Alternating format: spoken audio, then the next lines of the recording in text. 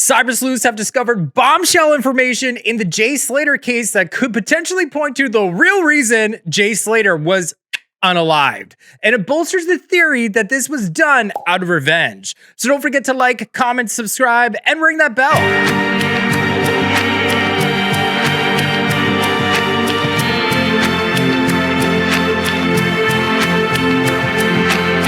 So Jay Slater went on his first vacation without his family to Tenerife with his friends Brad, as seen here, Brandon, and Lucy when he just disappeared out of nowhere. And after 29 days of searching, Jay's body was found in the same area his phone last pinged at, and his passing was ruled an accident because it was found at the bottom of a 500-foot cliff. But many people feel that there's way more to the story than what meets the eye because of all the inconsistencies in his friends' stories. Brad was allegedly Jay's best friend, even though very few pictures exist of them together.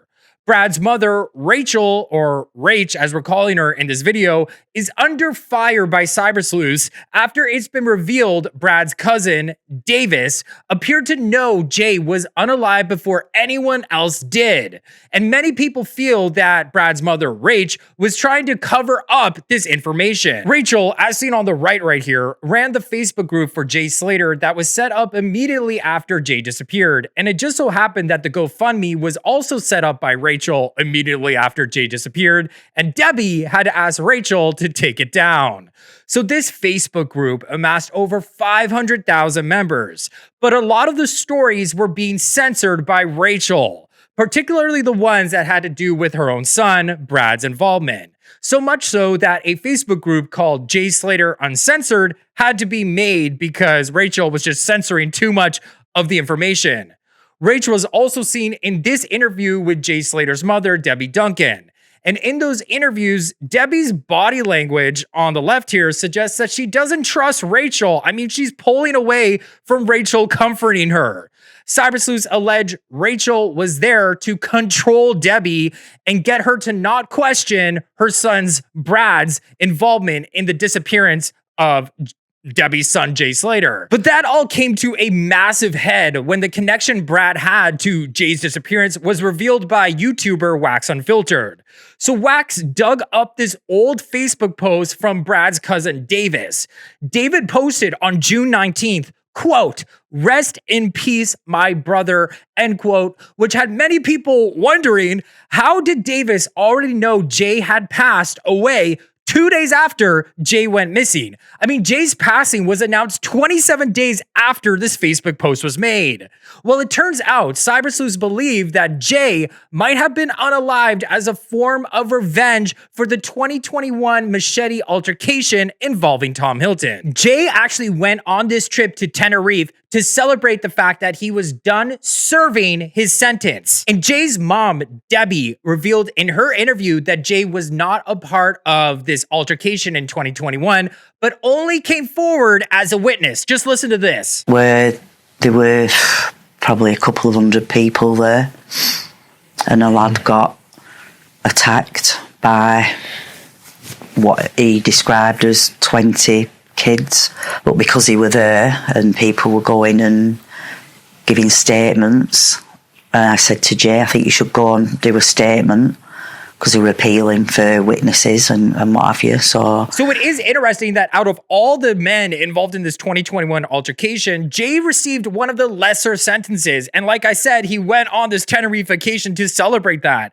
So maybe there was some jealousy amongst these friends. And you know who else was involved in this altercation? Brad's cousin, Davis. You know, the one that made that suspicious update? So is it possible that Jay came forward to rat everyone else out in this altercation so that he could receive a lesser sentence than everybody else? A plea deal, so to speak. I mean, this is speculation, but kind of has me wondering. And did this create friction among Jay's friends? So much so that his friends set Jay up as a form of payback. Shortly after Jay disappeared, Brandon updated his Instagram to include some pretty suspicious emoticons. I mean, right here, it's a cancel sign and rat. So canceling rat, as in snitches get stitches, so to speak. And then it goes on to say that Brandon is a plug, which means he supplies party favors. It turns out that Lucy and Brad appear to be very close to the target of this 2021 altercation, Tom Hilton.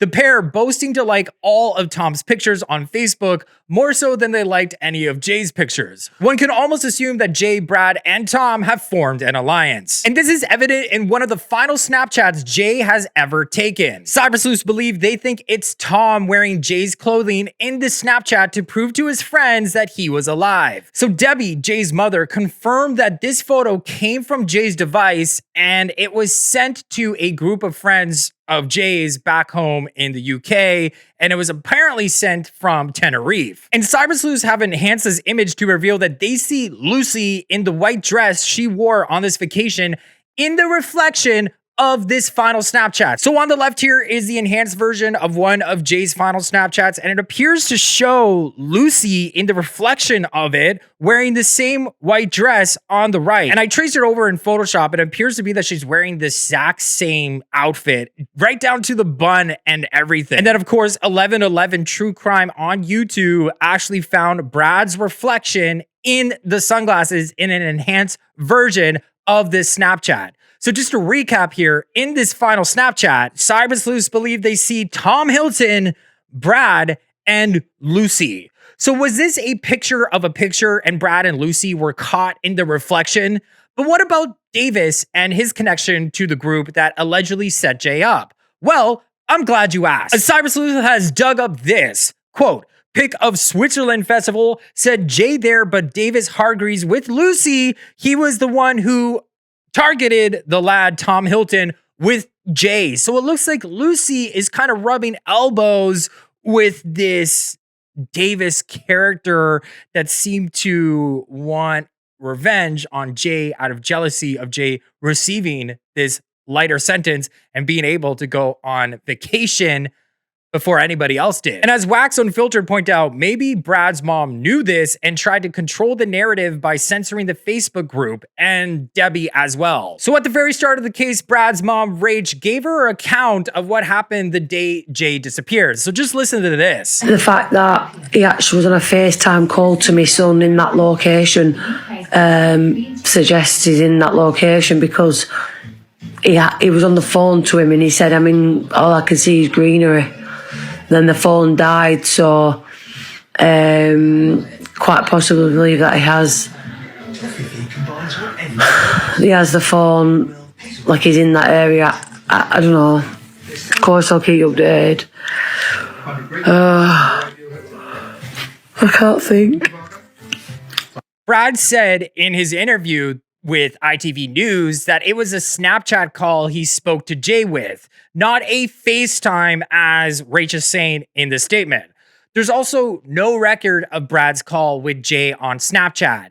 And despite what Brad says, Snapchat does log your calls. So is Brad making it up that he actually called Jay? I mean, Jay's phone was at 1% battery. How is this even possible? So many people feel as though Brad is lying that he ever spoke to Jay over the phone and actually might have been there because in those screenshots, it shows that there was a green dot right where Jay disappeared. And whoever took it, which is most likely Brad, had their phone charging as well as full Wi-Fi signals. And there is the green dot beside Jay's final location. So whoever took this was right there. And these are allegedly Brad's glasses, which were found where Jay vanished. And Brad had marks on his face from where the lens popped out of his sunglasses. So many people feel as though Rach knows more and is covering for her son, who isn't being truthful in his role in Jay's disappearance.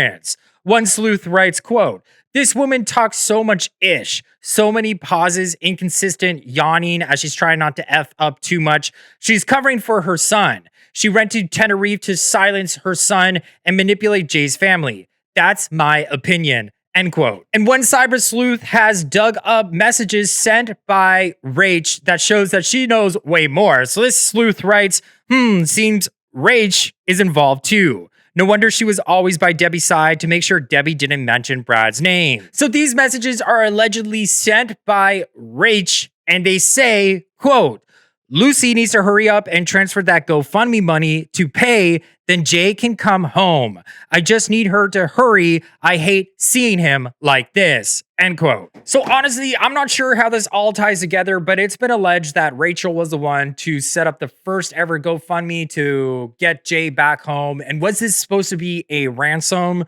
Who knows? And how does the bag stolen from the club Energy Rave fit into all this? I mean, did Tom steal the bag from Jay so that Jay would have to pay back a dealer, and Lucy somehow knew this all would happen, that Jay would eventually be kidnapped? It sounds like a huge inside conspiracy, and I'm not really too sure if I believe it or not, but I would be interested in hearing what you have to say. Does Rach know more? Did I miss anything? Is she covering for her family? Sound off in the comments below, and don't forget to subscribe. And of course, you can always reach me at my email, which is in my about page, but it's joesamorriscontact@gmail.com. That's joesamorriscontact@gmail.com. If you have any sort of inside tips, please email them there, and I'll be happy to broadcast them on my channel as we try to find justice for Jay. Don't forget to subscribe by hitting my face right above Miss Gabby, and let's roll the outro. Bye, guys. Love you.